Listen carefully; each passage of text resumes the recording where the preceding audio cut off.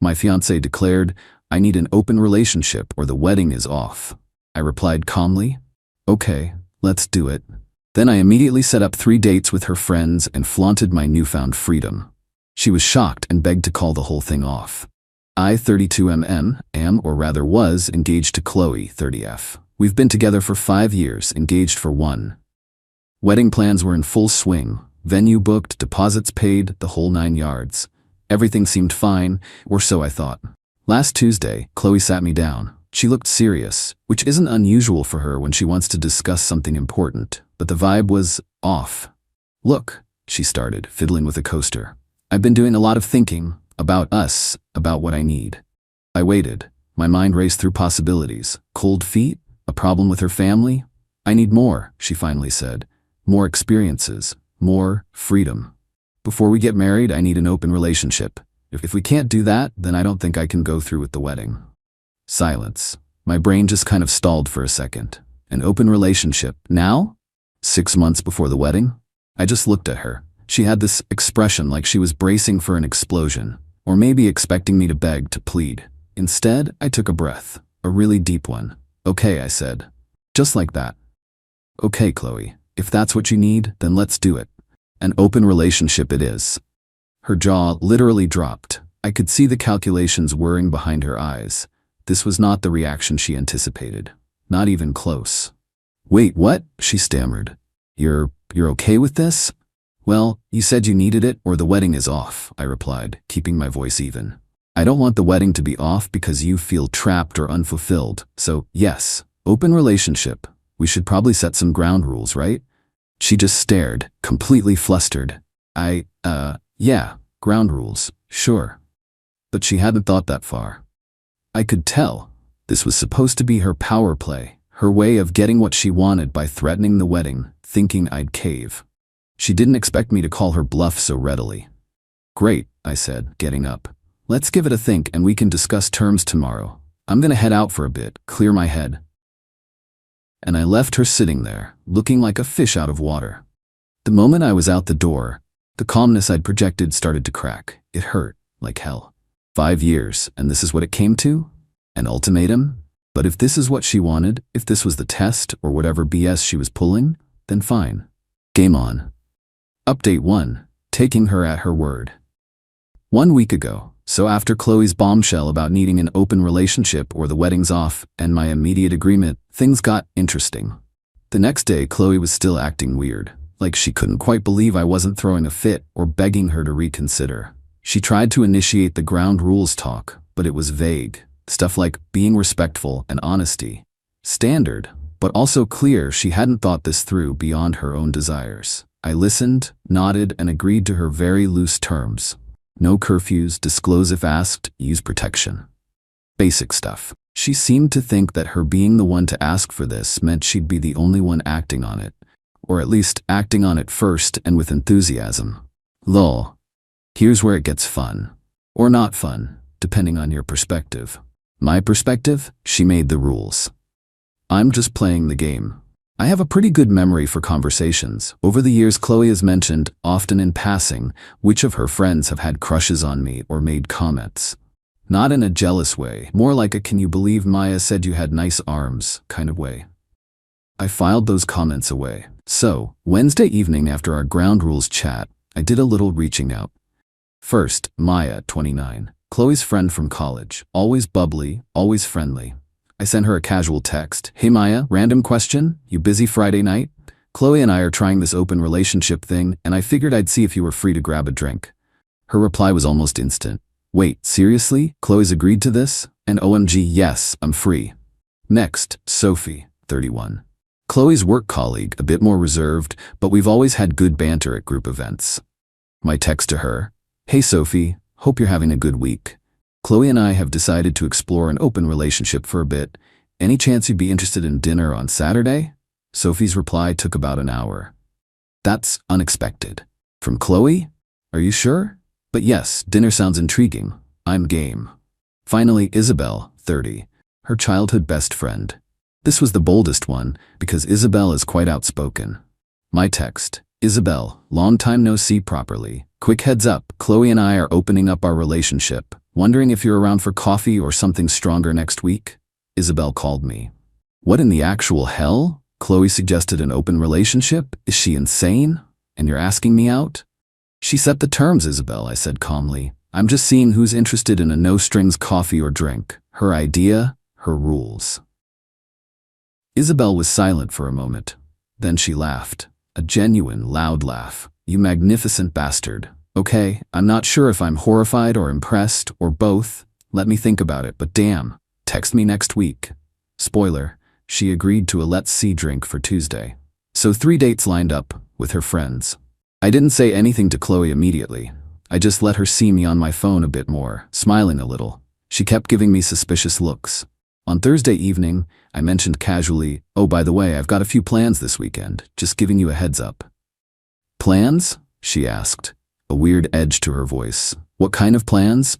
Just grabbing a drink with Maya tomorrow night, dinner with Sophie on Saturday, and maybe coffee with Isabel next week. I said it like I was discussing the weather. The color drained from her face. My friends? You asked out my friends? Yeah, I said. Is that a problem? We're open, remember? Your idea. She sputtered. But I didn't think you'd actually, with them. Why not? I asked, genuinely curious at this point. They're attractive, interesting people. And they were available.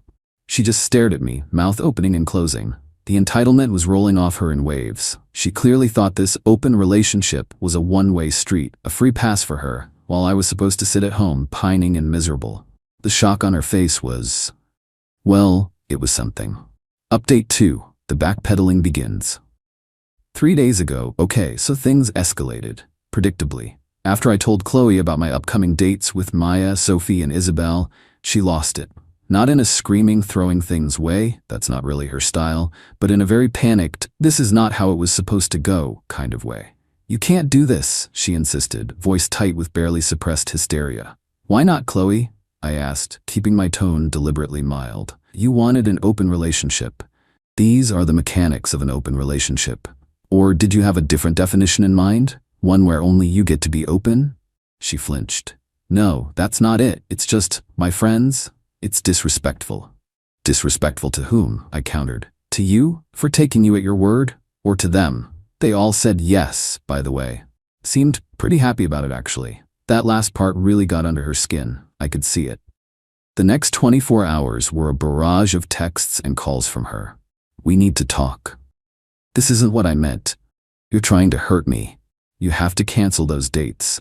I mostly just replied with variations of, Chloe, you were very clear. Open relationship, or the wedding is off. I chose the open relationship. Are you now saying you want to call off the wedding? That usually shut her up for a bit. The idea that I might be the one to pull the plug on the wedding based on her ultimatum clearly terrified her. But not enough to actually admit she'd made a massive miscalculation. Then came the flying monkeys. First, her brother, Liam, 33, called me.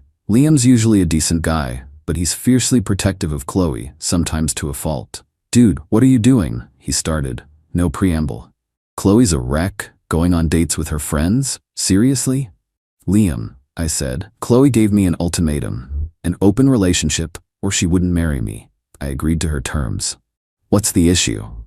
Yeah, but an open relationship doesn't mean you go actively try to hook up with her entire social circle. It's about exploring. If the need arises.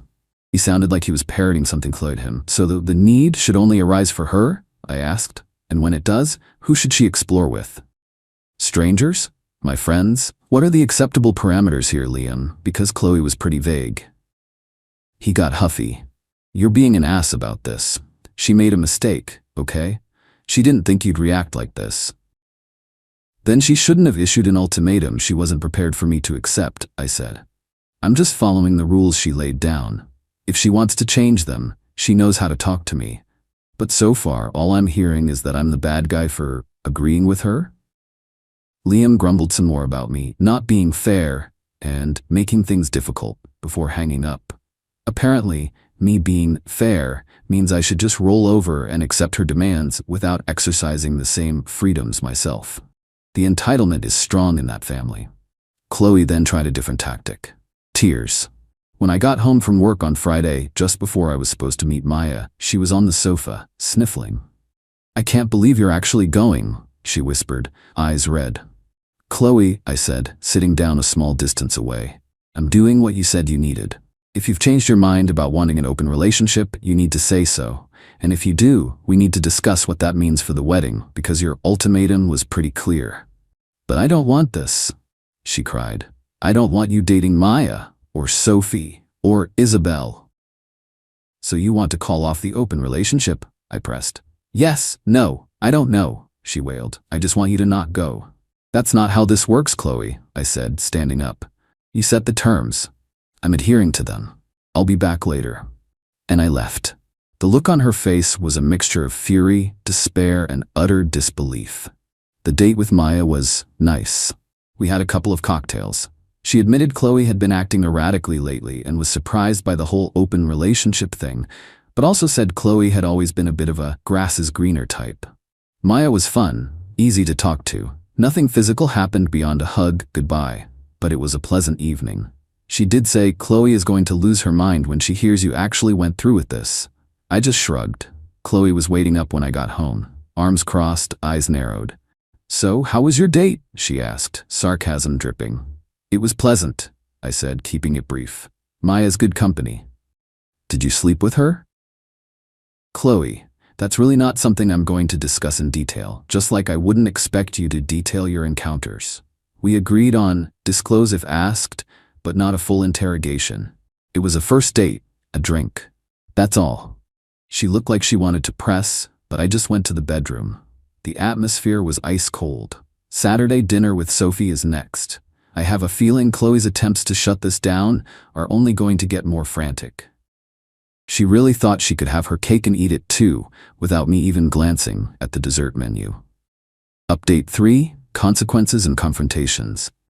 Today, the saga continues, and the entitlement levels from Chloe have somehow managed to go even higher.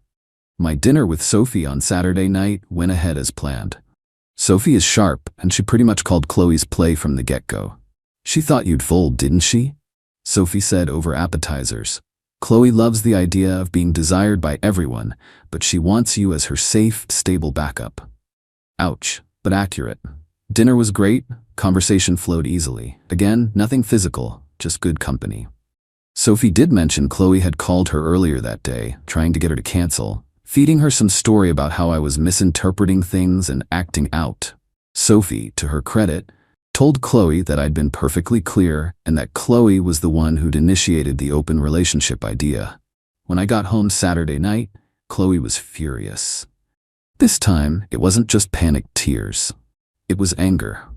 "You're enjoying this, aren't you?" she seethed. "You're deliberately trying to humiliate me."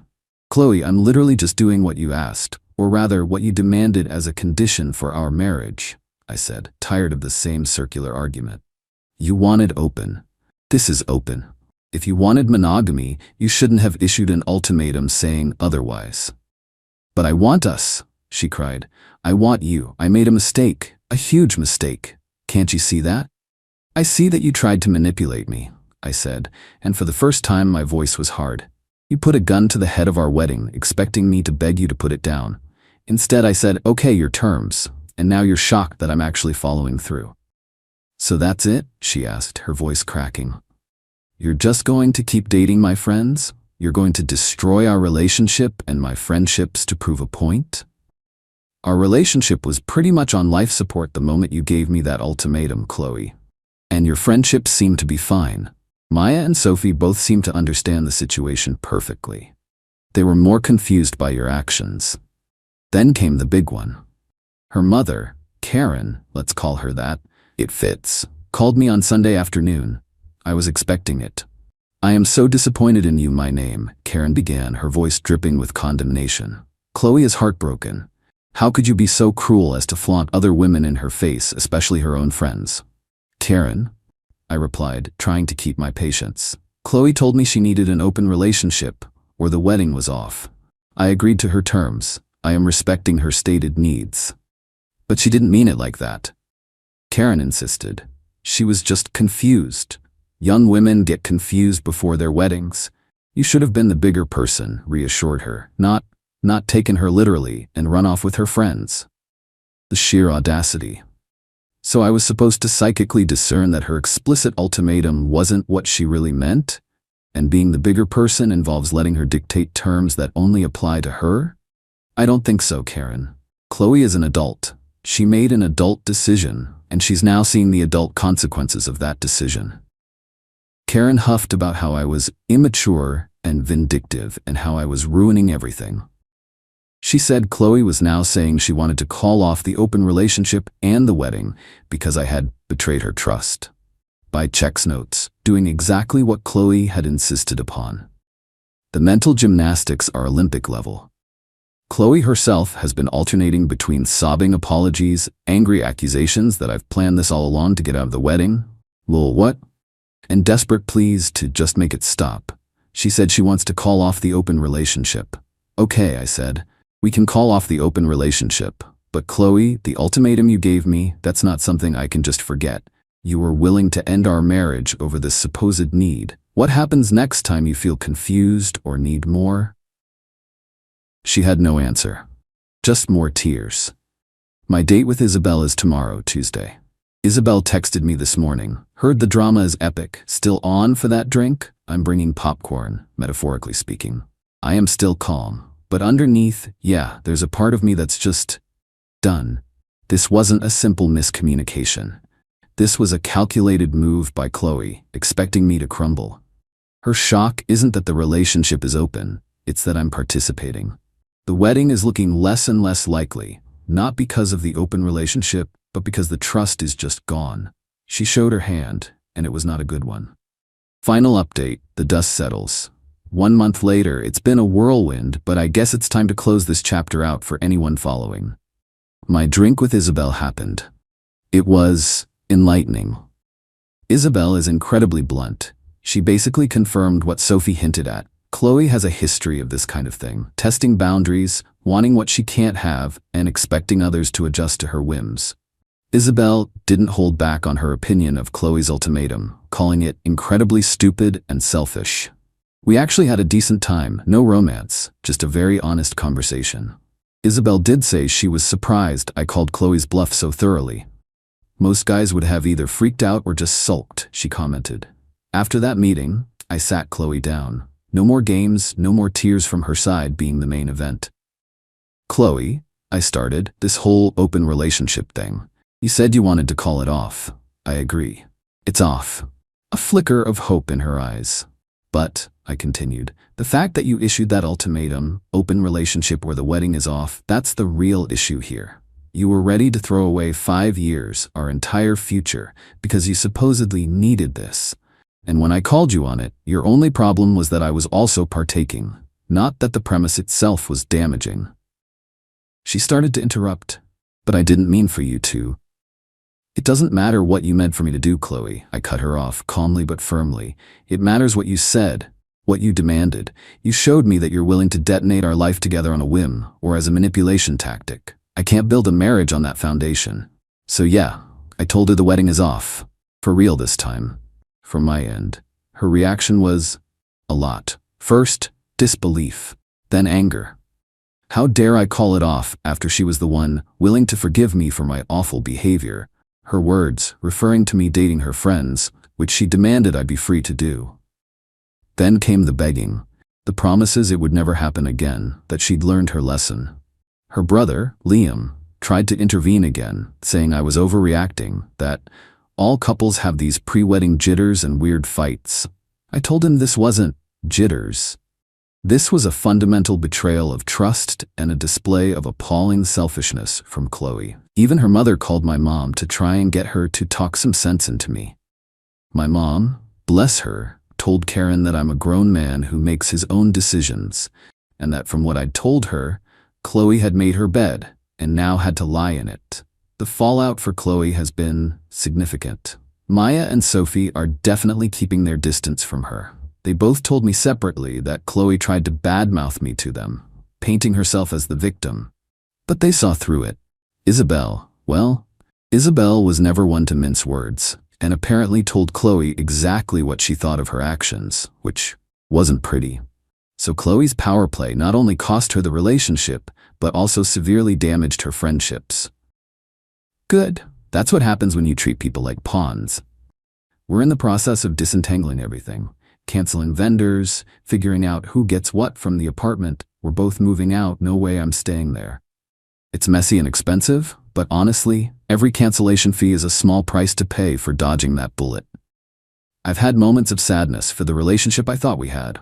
A little bit of anger still lingers, sure, but mostly relief and a strange sense of calm. I didn't explode, I didn't beg. I just took her at her word, played by the rules she set, and let the natural consequences unfold. She engineered her own downfall. I'm not looking to date anyone right now. Definitely not any of Chloe's former friends. That was just a means to an end, a way to mirror her own stated desires. They were all cool about it, understood the dynamic. I'm focusing on myself, hitting the gym, reconnecting with my own friends. Moving on. Chloe, from what I hear, is miserable. She's apparently telling anyone who'll listen that I'm a cold, manipulative monster who tricked her. Some of her more distant acquaintances might believe her. Her family, predictably, supports her narrative. But the people who mattered, the ones who saw it unfold or were directly involved, they know the truth. She gambled, she lost. End of story. Thanks for letting me vent, Reddit. It's been weirdly therapeutic laying it all out. Onwards and upwards, I guess.